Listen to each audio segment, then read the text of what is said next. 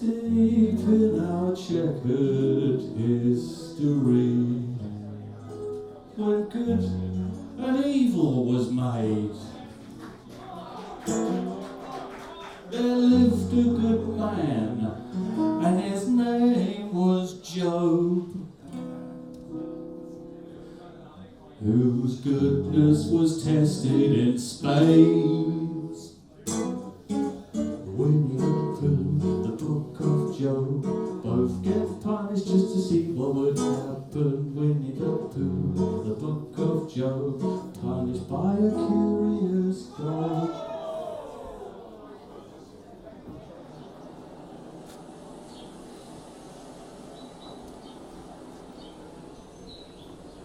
So, Winnie-the-Pooh lived in a place called 100 Acre Wood, in a nice house with lots of his favourite thing, honey. He always tried to be good, to be nice to his friends, and respectful to his owner, Christopher Robin. One day, while having his bath, Christopher Robin told his dad how wonderful Pooh Bear was. He boasted about his good deeds and his devotion. Christopher Robin's dad was not convinced.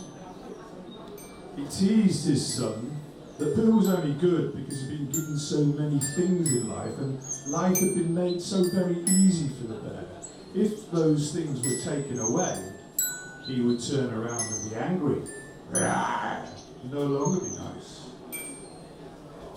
Christopher Robin's dad suggested a test. All of Pooh's honey and his possessions would be taken from him.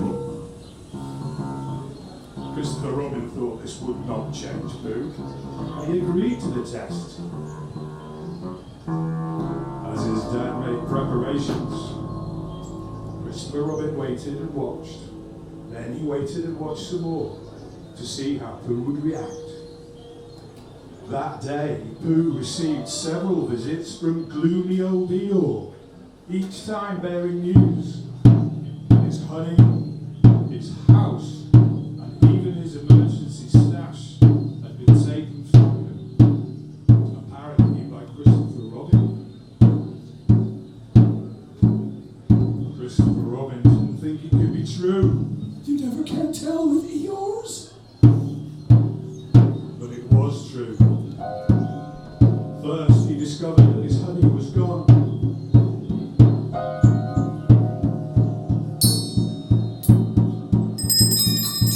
His top shelf was bare, and even his emergency stash was missing. Bother, bother, bother. Then Pooh discovered he no longer had a home. A sign above the door warned him not to enter, and the door was blocked.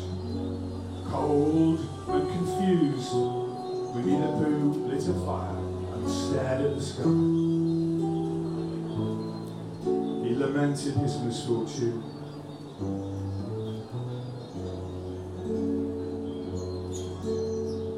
Naked I came into this wood, and naked I will leave it. Christopher Robin has taken everything away, even though it was Christopher Robin who gave me everything.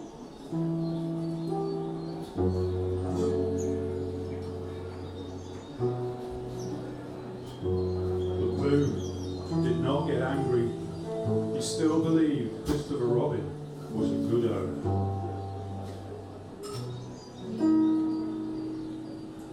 Christopher Robin's dad wasn't convinced. He suggested another test. This time, Pooh would suffer physically. Several beehives close to where Pooh lived would be disturbed, so the bees all became angry and attacked Pooh. If Pooh suffers physically, reasoned Christopher Robin's dad, he really will become angry. No longer be nice. Christopher Robin waited once more. How Pooh would react.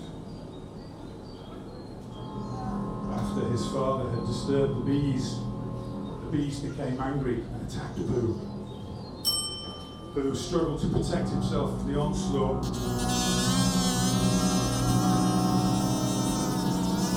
Plagued by ever fiercer bees.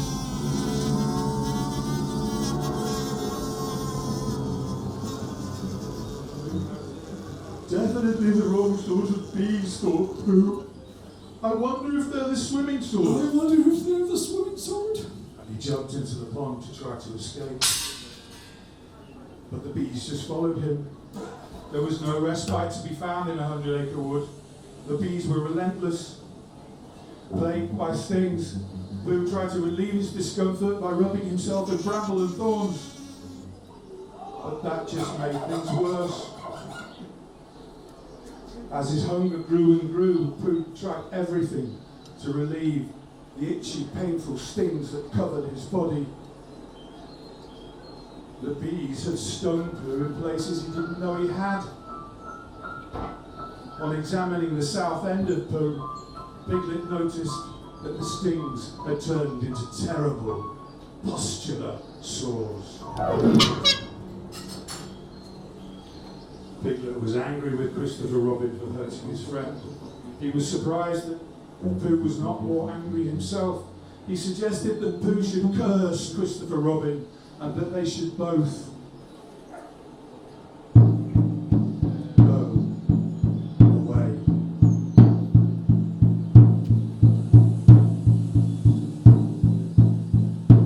Pooh spent a long time alone and in pain, looking for answers. He cursed the day he ever came to 100-acre wood. He wished it was night time, as the daytime only reminded him of how unhappy he had become. He was a bear in very sad condition. It all comes from being tormented too much.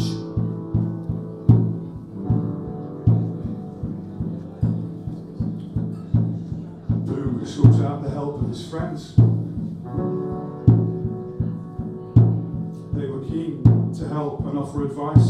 If anyone knows anything about anything, it's Owl who knows something about this thing. Owl told Pooh that he was acting wrongly. Pooh himself had comforted other friends when they were in need, but it's clear he never really understood their pain. Owl told Pooh that he was suffering from retribution.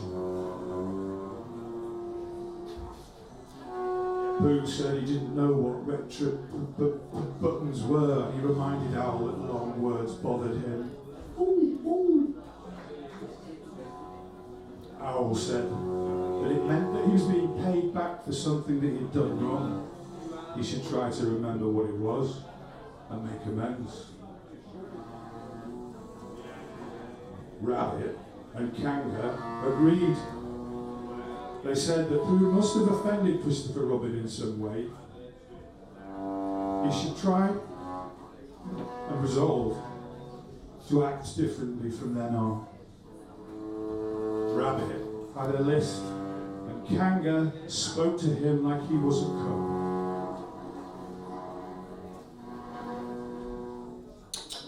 Pooh was saddened and irritated by his friend's reaction. He said there were animals of no fucking brain at all who simply lie.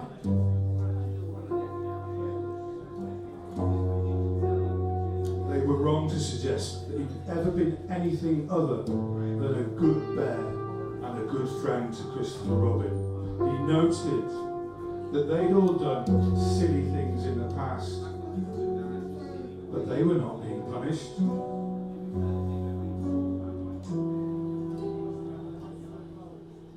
Pooh pondered the bear's relationship to its owner.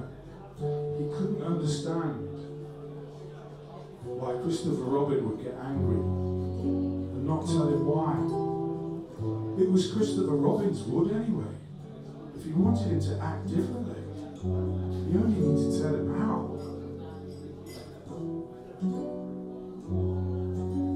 He couldn't understand how to make things better. Nobody knew where Christopher Robin was. He hadn't been seen for some time. Even if they could find him, thought Pooh, given that he was a bear with so little brain, he probably wouldn't understand his actions. He wished there was someone wise who could speak to Christopher Robin on his behalf. And if not, that Christopher Robin would take his gun and end his misery.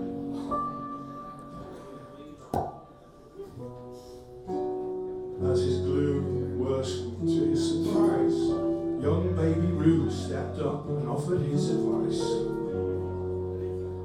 He said that Pooh had spent far too much time feeling sorry for himself and not enough time being thankful there ever was a Christopher Robin.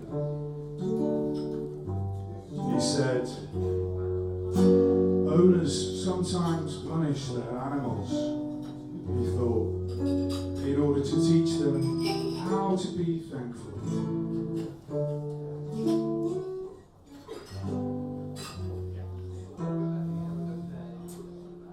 Pooh concluded that understanding is hidden from the mind of a bear. But he resolved to keep going on and be the best bear, the best friend he could be.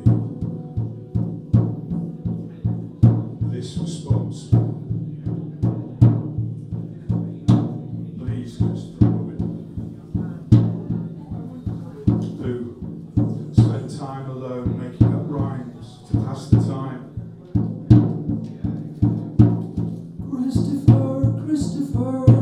Christopher Robin, why did you punish me? What have I done? Christopher Robin, won't you come back and listen to my song?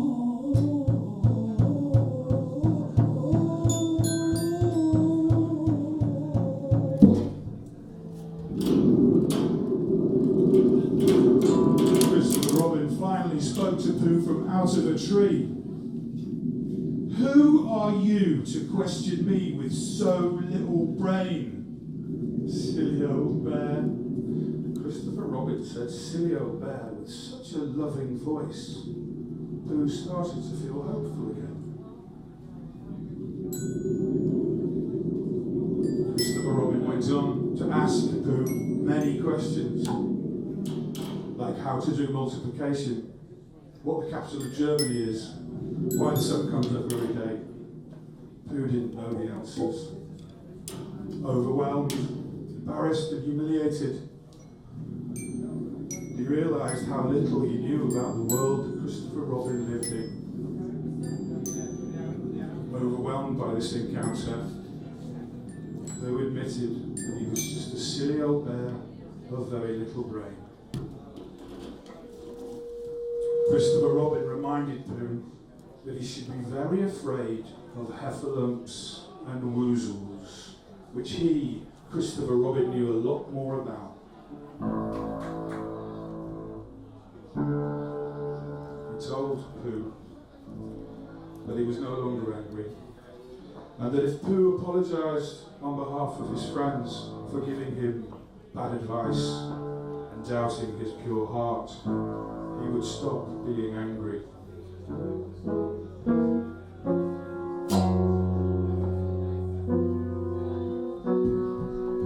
After Pooh had apologised, Christopher Robin restored to him his house, his honey, and he gave him twice as much honey as he had before. As Pooh walked off into the sunset, his arms laden with honey,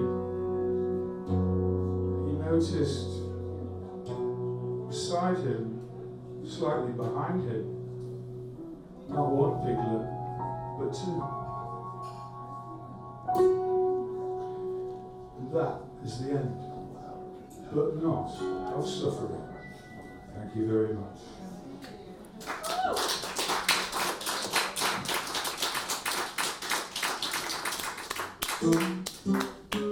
Winnie-the-Pooh, the book of Joe.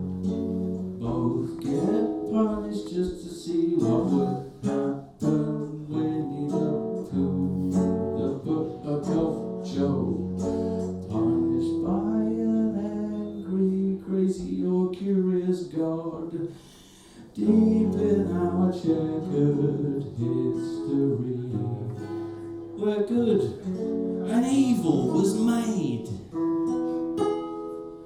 There lived a good bear, and his name was Pooh, whose goodness and evil was tested in space.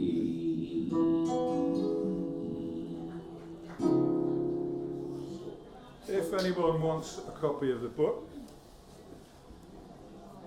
I've got some here.